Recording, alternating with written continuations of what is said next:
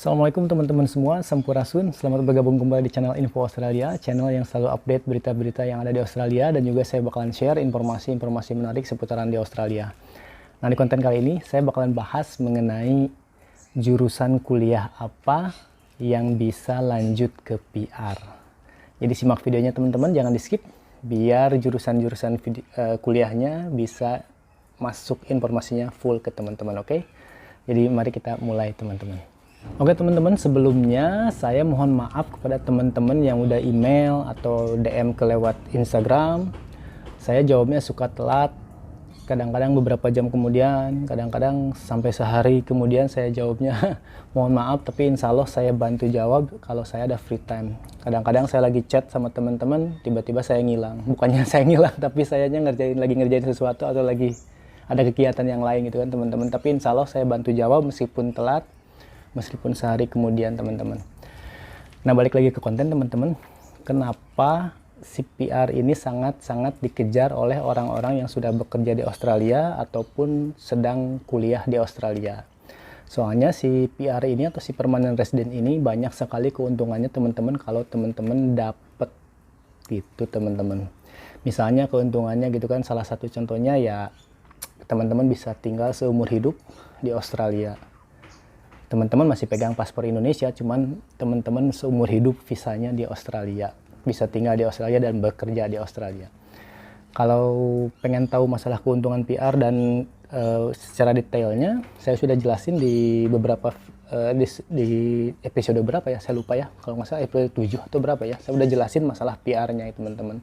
Bisa cek aja nanti dicek di videonya ada saya. Nah, sekarang balik lagi ke konten teman-teman. Nah, sekarang ini jurusan kuliah itu banyak sekali ya, jurusan kuliah itu cuman yang bisa lead ke atau bisa lanjut ke PR itu ada beberapa jurusan kuliah yang sangat populer. Tapi harus digarisbawahi teman-teman, ini tiap tahunnya si imigrasi itu selalu update. Kadang-kadang misalnya jurusan kuliah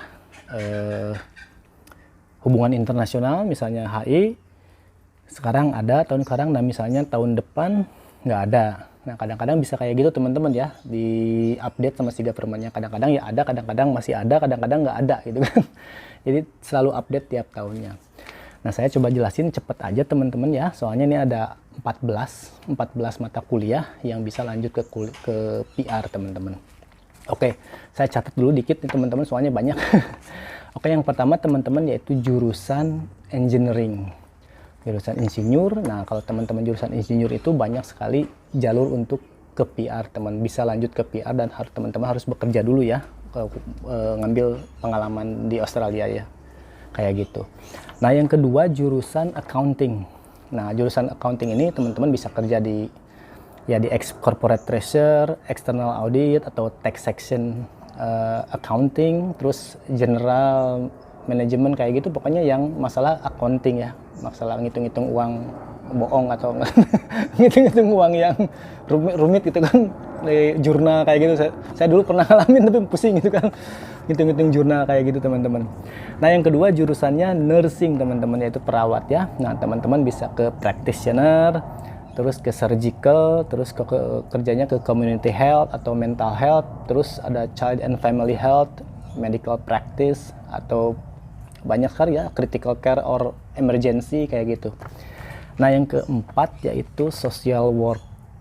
Social work tuh ya pekerja sosial ya teman-teman. Jadi pekerja sosial teman-teman bisa kerjanya nanti di community worker atau di social worker, ada di family support worker juga, dan bisa di youth worker juga. Nah, jurusan yang kelima yaitu jurusan medical teman-teman. Nah, jurusan medical ini teman-teman bisa ngambil fisioterapi, neurosurgery, terus orthopedic, dermatologi, radiologi, onkologi. Banyak sekali ya jurusannya teman-teman, yang penting ngambil jurusan medical. Nah, jurusan yang keenam yaitu jurusan computer and information and technology atau IT ya, disebut di Indonesia, IT ya umumnya diomongannya. Nah, teman-teman bisa kerja di Computer Network and System, terus ICT Business and System Analysis, terus Software Application, Programming, Web Developing, banyak ya kalau kerjanya untuk IT kayak gitu. Nah, yang ketujuh yaitu Education and Teaching teman-teman. Jadi guru ya, kuliah sebagai guru ya. Nah, teman-teman bisa ngajar di early childhood atau apa ya, PAUD ya namanya di Indonesia, PAUD, di bawah 5 tahun, di bawah 4 tahun kayak gitu. Terus bisa ngajar di primary atau SD atau secondary, SMP dan middle di SMA kayak gitu. Pokoknya jadi guru profesinya, education and teaching ini. Nah, jurusan yang ke-8 yaitu dentistry. Apa sih dentistry itu? Dokter gigi ya kalau kita ya. Jadi kerjanya di dentist atau dental technician, dent hygiene, terus terapis juga ada, dental terapis. Banyak ke jurusannya, cuman saya nggak tahu itu masalah kedokteran ya. Dan lumayan mahal ya kalau dentist ya kalau di sini, sama kayak di Indo lah. Nah, kalau jurusan ke-9 yaitu jurusan otomotif, teman-teman. Nah, jurusan otomotif ini teman-teman bisa ya jadi mekanik untuk motorcycle atau otomotif electrician-nya, terus motor mekanik, terus diesel motor mekanik juga. Jadi masalah otomotif ya kalau kuliah otomotif ini.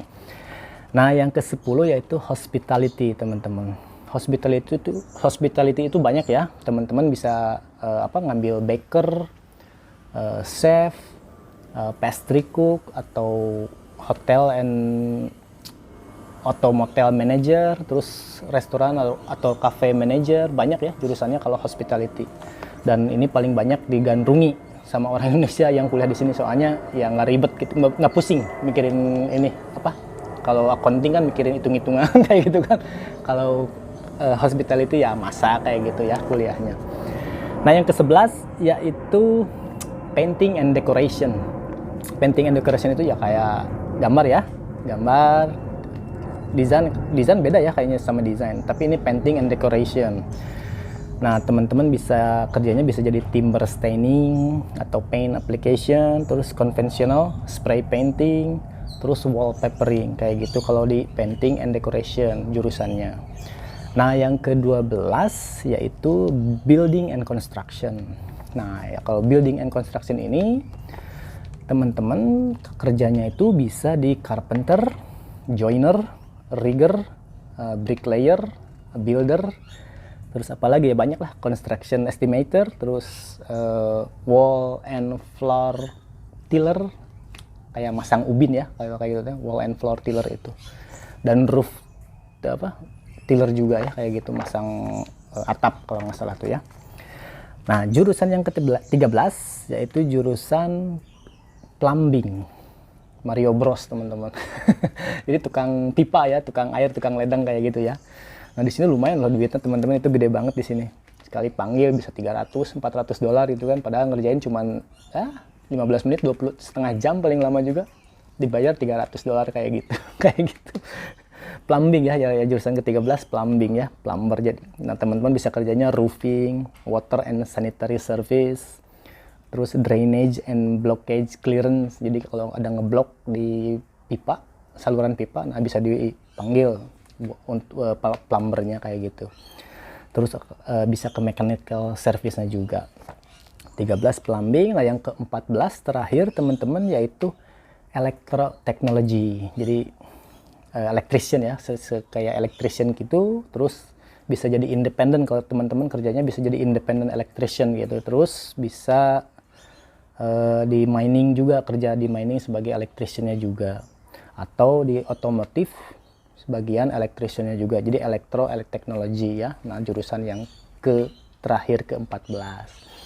Nah, jadi saya ulang satu persatu ini ya teman-teman ya. 1 engineering, 2 accounting, 3 nursing, 4 social work, 5 medical, 6 computer and information technology, ke-7 education and teaching, 8 dentistry, 9 otomotif, 10 hospitality, 11 painting and decoration, 12 building and construction, 13 plumbing, dan terakhir electrotechnology.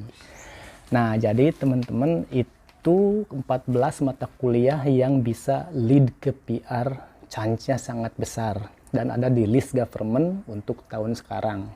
Sebenarnya ini tuh ada di tahun sebelumnya juga, nggak berubah sampai tahun sekarang.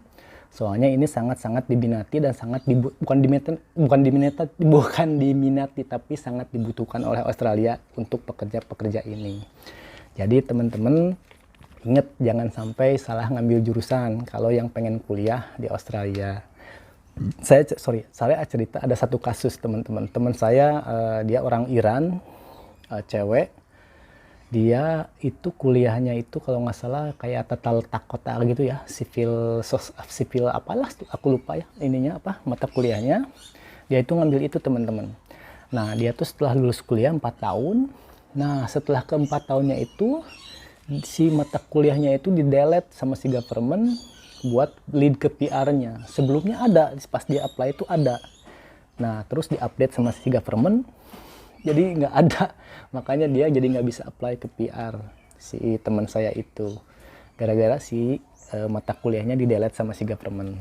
Makanya teman-teman harus selalu update apa aja yang selalu bisa lanjut ke PR mata kuliahnya teman-teman. Tapi kalau yang ke-14 ini, 14 mata kuliah ini insya Allah dari tahun ke tahun itu selalu ada.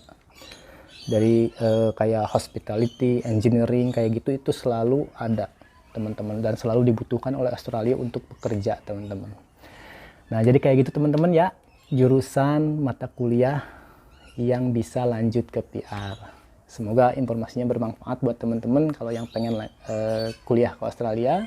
Ingat jangan salah pilih dan selalu minta doa dari orang tua kalau merantaunya biar lancar teman-teman. Terima kasih sudah menyimak channel Info Australia. Assalamualaikum warahmatullahi wabarakatuh.